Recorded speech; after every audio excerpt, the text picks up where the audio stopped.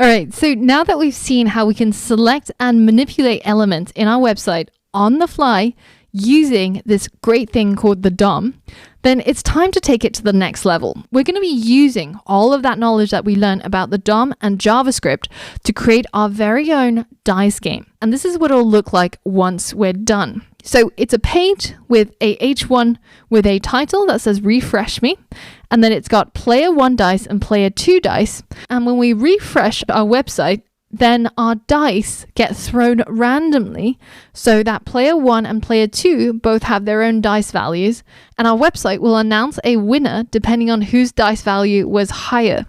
So you can see that this will be a really neat website.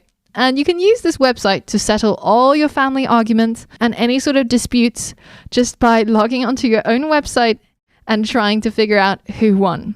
So it's a really quick and simple website that I want you to create by yourself as a challenge. And this is so that you make all of that knowledge that you picked up in the previous lessons and make it your own by applying it on a real world project. So in the next lesson, you'll find the starting code with the HTML and CSS already written for you. And this is so that you can get started practicing the parts that we learned in this module. Now, if you'd prefer to get extra practice by building the HTML and CSS parts from scratch yourself, then you can. Just simply download the skeleton project and open up dicey.html in order to see it inside the Chrome browser. And based on this appearance, you can write your own HTML and CSS to get it to look the same. And you'll find all of the image assets inside that zip file that you're going to be downloading.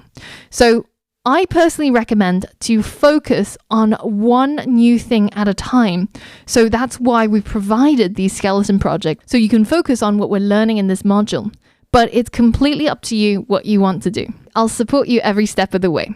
So once you're ready, get started and work on your first website that you're going to build all by yourself. And I'll see you on the other side.